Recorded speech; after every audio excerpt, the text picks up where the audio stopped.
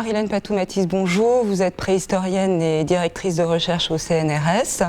Votre spécialisation est l'homme de Néandertal, un personnage plus ancien que notre ancêtre direct, l'homme de Cro-Magnon ou l'Homo sapiens. Pouvez-vous nous raconter comment il a été découvert ? Ça, c'est très important dans l'histoire des Néandertaliens, de l'homme de Néandertal, puisque déjà il est découvert au 19e siècle. Et ce siècle, il y a beaucoup de paradigmes, c'est-à-dire il y a des concepts qui sont très très forts et qui vont beaucoup influencer la vision donc, des Néandertaliens. La découverte de Néandertal, 1856. Donc, comme aurait dit Lapalisse, c'est avant 1859. C'est-à-dire que c'est avant la théorie de l'évolution, donc décrite par Charles Darwin. Et ce qui est important aussi, c'est de voir qu'à ce moment-là, donc on est dans une vision de créationniste.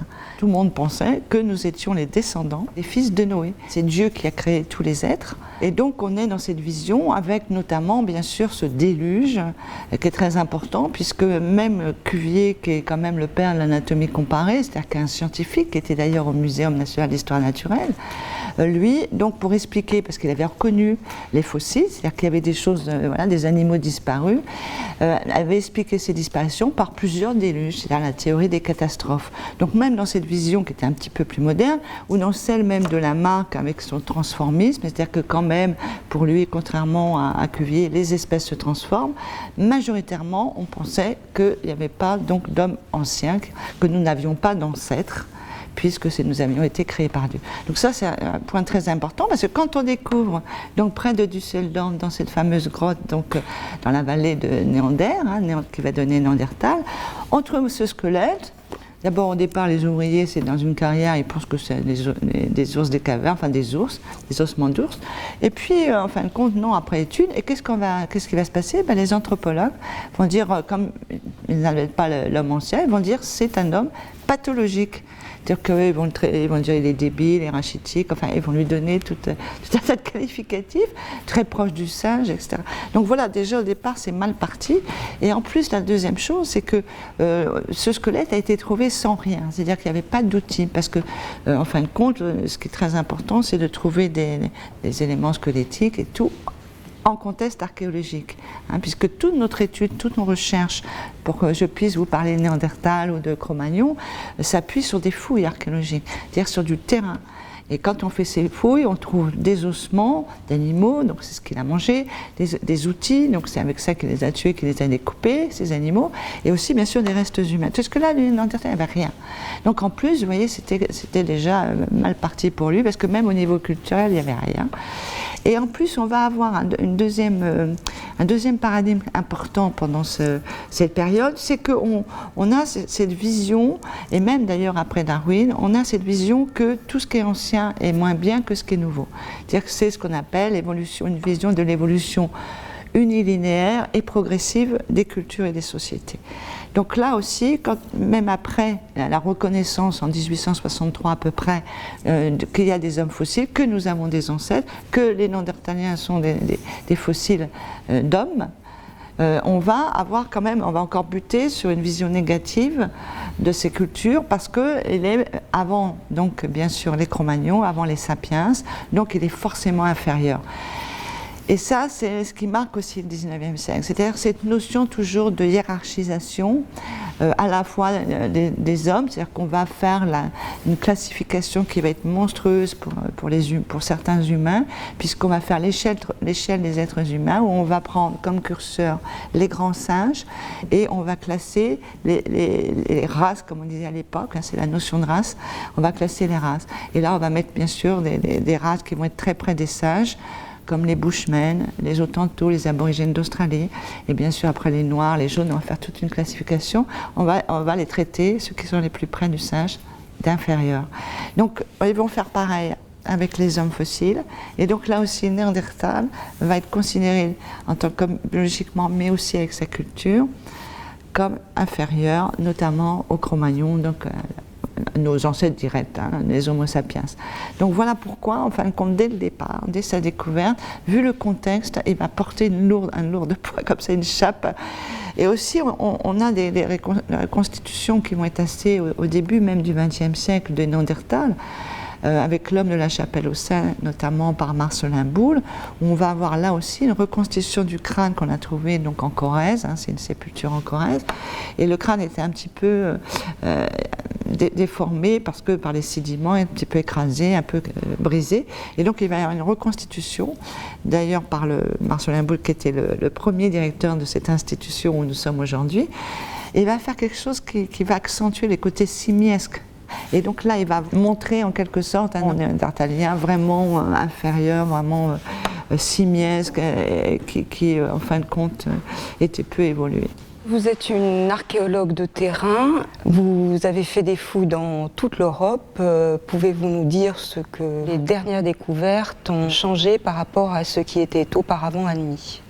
Alors c'est là que c'est intéressant de voir qu'au fur et à mesure, quand même, il va y avoir de plus en plus de découvertes, il va y avoir de plus en plus de matériel, on va voir que sa culture, en fin de compte, est beaucoup plus variée qu'on ne le pensait, et petit à petit, donc évidemment, on va un peu changer de vision, mais quand même, la vision d'un homme et donc ses cultures inférieures va perdurer jusque...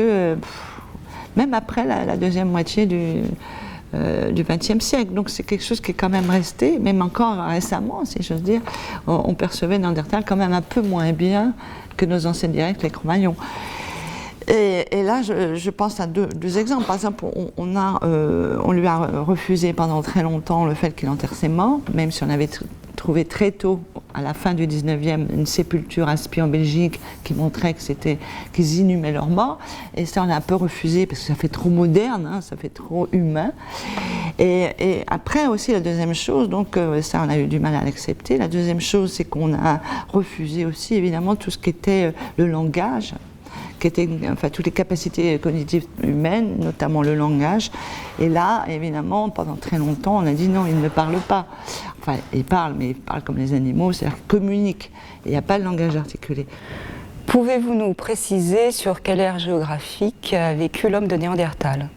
Alors donc actuellement, on a la chance d'avoir de nombreuses fouilles dans tous les pays du monde. Hein, et dans tous les pays du monde, on ne trouve pas des Néandertaliens. Parce que les Néandertaliens sont des Européens. C'est-à-dire qu'ils sont apparus en Europe. Ils ont commencé à être ce qu'on appelle, c'est un nom un peu savant, je suis désolée, mais un Homo heidelbergensis, qui lui-même venait d'un Erectus, qu'on appelle Homo antecessor. Et c'est ces ancêtres aux Néandertaliens qui sont venus d'Afrique, qui sont venus notamment du Proche-Orient. Mais lui, il est apparu vraiment en Europe et surtout, d'après ce qu'on a maintenant comme date pour la plupart des sites les plus anciens des Néandertaliens, plutôt en Europe occidentale. Et on va voir qu'au cours, donc on va dire à peu près 400 000 ans, 450 000 ans, maintenant on vient de vieillir parce que l'ADN permet de vieillir les choses. Donc dès 450 000 ans, déjà les Néandertaliens ou pré-Néandertaliens sont là, en Europe occidentale, et vont après migrer vers l'Europe centrale puis orientale. Et là, on a maintenant une vision intéressante qui montre qu'en fin de compte, les Néandertaliens occupaient toute l'Europe, de l'Angleterre donc jusqu'en Sibérie. Donc vous voyez une très grande étendue, de 450 000 ans jusqu'à 30 000 ans. Donc ils ont une grande période et puis aussi un grand espace. Et c'est ça qui est intéressant de voir, c'est qu'on a toujours une vision en disant oh là là, mais ils ont disparu. Oui, mais en tout cas, ils ont quand même vécu très longtemps. Et donc ça, c'est vraiment l'Européen.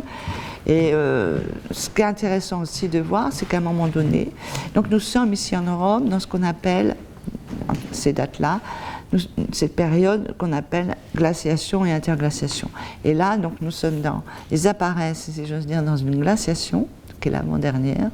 Ils vont vivre dans un climat aussi plus tempéré, tout d'interglaciation, et puis les derniers vont être dans la dernière glaciation.